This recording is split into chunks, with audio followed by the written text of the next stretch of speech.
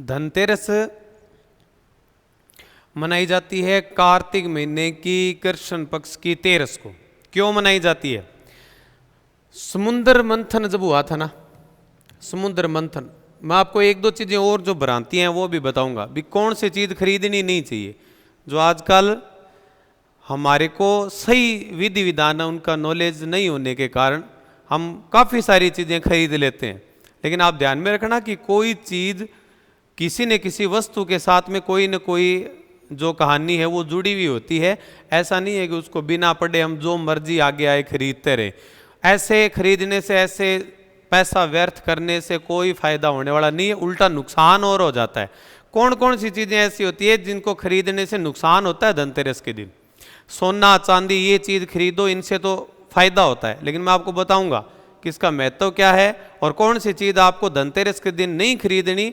अगर हम धनतेरस के दिन वो चीज़ खरीद लेते हैं तो हमें कौन कौन सी मुश्किलों का, किन किन परेशानियों का सामना कर सकता है, हो सकता है, कौन से नुकसान हो सकते हैं। जैसे पहली बात तो समुद्र मंथन में क्या हुआ कि जब एक दिन आया कार्तिक महीने का कृष्ण पक्ष की जो त्रयोदशी है, 13 जिसको कहते हैं, इस दिन भगवान धन्वंतरी हाथ में अमृत कलश लेके प्रकट हुए थे। क्या लेके प्रकट हुए थे? अमृत कलश लेके प्रकट हुए थे। और इसी वजह से हम किसकी पूजा करते हैं धनतेरस के दिन? भगवान धन्वंतरी के लिए। लोग ज्यादातर इसको मान लेते हैं कि ये धन के देवता है। धनतेरस जो है वो धनतेरस है, धन के लिए नहीं मनाई जाती। धनतेरस मनाई जाती है धन्वंतरी के लिए। और यहां सबसे बड़ा फायदा अपने को किसका होता है? स्वास्थ्य धन का फायदा होता है। ठीक है, स्वास्थ्य का फायदा इसमें ज्यादा होता है।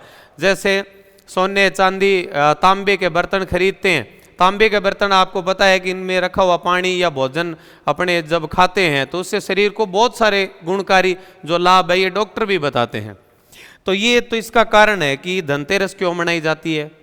अब एक चीज और है, ये जो धन्वंतरी है ये भगवान विष्णु के 10 अवतारों में से एक है।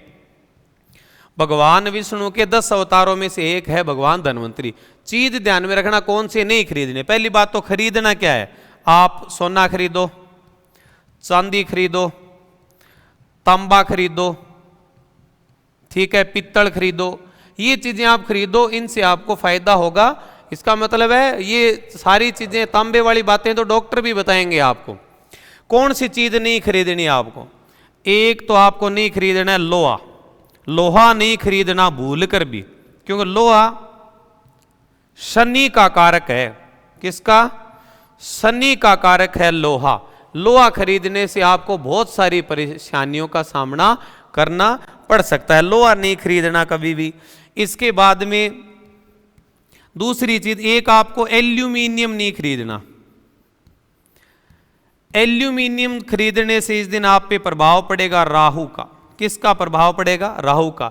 और जब राहु का प्रभाव पड़ता है तो अपने को बहुत सारी परेशानियों का सामना करना पड़ता है। ठीक है, एक आपको कांच नहीं खरीदना।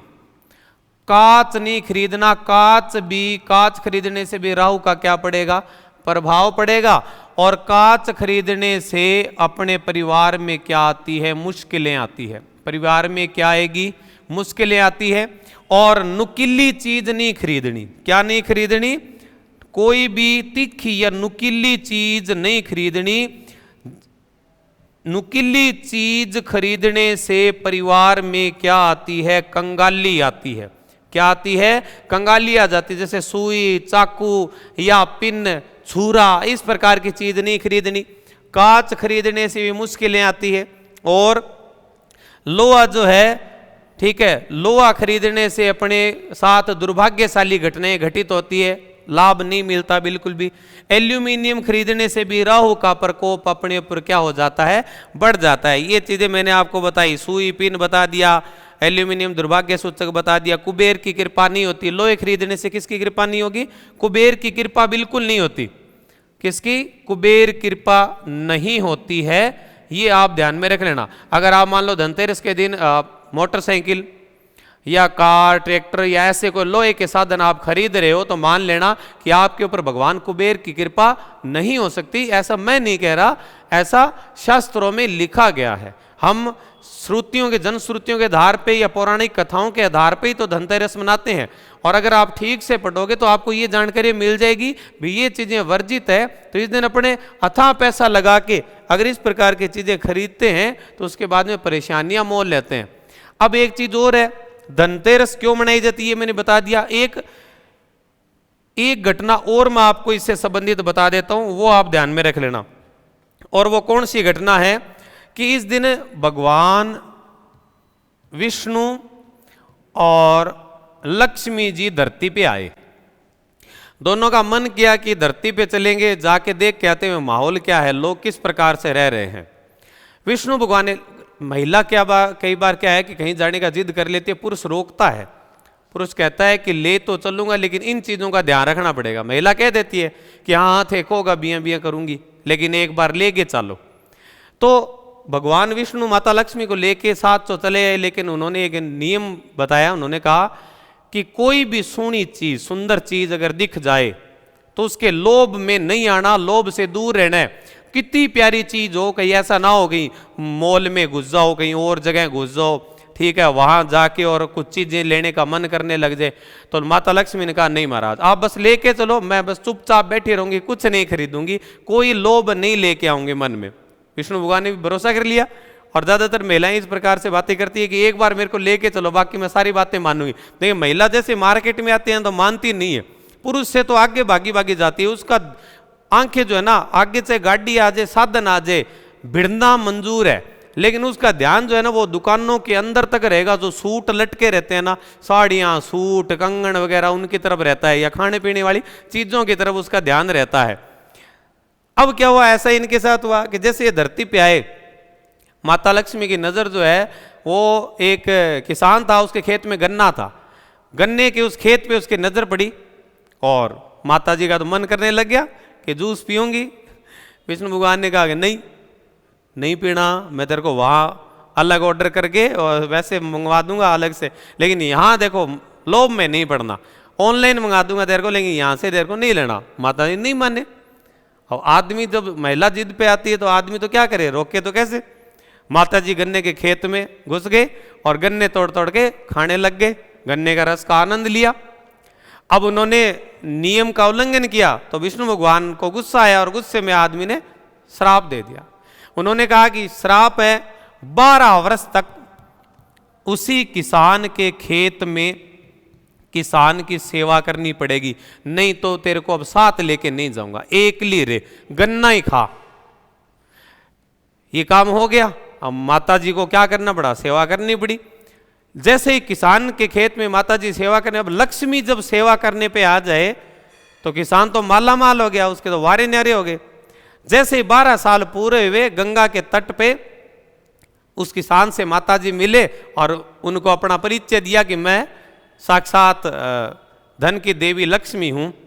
अब किसान के साथ इतना लगाव हो गया था माता जी का कि किसान ने निवेदन किया कि देखो माता जी, तुम्हारी वजह से ये अच्छे दिन आए हैं, तुम प्लीज हमें छोड़ के मत जाओ। किसान के साथ में माता जी का भी अपने भक्त के प्रति इतना लगाव हो गया, तो माता जी ने एक वचन दिया, एक वादा किया कि मैं देखो दिल्ली तो आ नहीं सकती क्योंकि किसान तो बहुत सारे हैं, लेकिन मैं हर साल धनतेरस को वत्स तेरे पास आऊंगी। तो उन्होंने कहा कि माता कि मेरे को क्या करना पड़ेगा, कि 1-2 ही काम करने तेरे को, कुछ नहीं करना। एक तो उस दिन घर को अच्छे तरीके से साफ करना और एक कोई भी देसी घी का दीपक मेरे नाम से जला के रख देना। और इसी वजह से लक्ष्मी माता जो है सूर्यास्त होने के बाद में आती है। तो ये धनतेरस का ऐतिहासिक पौराणिक महत्व है और आप इन चीज़ों का विशेष ध्यान रखें। जो लोग पैसा लगा के इस प्रकार की वस्तुएं खरीद रहे हैं तो उन तक ये सूचना जरूर पहुंचा देना, क्योंकि अगर वो ऐसा पैसा खर्च करते हैं तो तरक्की की संभावना तो 0 है, नुकसान की संभावनाएं बहुत ज़्यादा है। इसलिए किसी भी चीज़ को, त्यौहार को अगर मनाओ तो उसके सही विधि विधान से मनाया जाना चाहिए, वरना अर्थ का अनर्थ हो जाता है। धनतेरस की आप सभी को हार्दिक शुभकामनाएं। ये सूचना आप सभी तक पहुंचा देना। बहुत ही अच्छा त्यौहार है और ऐसा त्यौहार है कि पूरे भारत में हर व्यक्ति के घर में पैसा जाएगा इस त्यौहार से। चाहे फल सब्जी कपड़े वाला है, चाहे अन्य कोई भी सामग्री बेचने वाला है, परचून का सामान, किराने का सामान बेचता है, खिलौने बेचता है, दीपक बेचता है, हर घर कोई ऐसा वर्ग बचेगा नहीं जिसके घर में पैसा ना जाएगा, और पूरा गांव जो है वो दीपकों से रोशन हो जाएगा, हर घर में खुशियां आएगी और बहुत ही अच्छा आपको एक पॉजिटिव एनर्जी इस दिन फील होती है। ठीक है, धनतेरस की आपको पुनः हार्दिक बधाई, शुभकामनाएं। जय हिंद, जय भारत।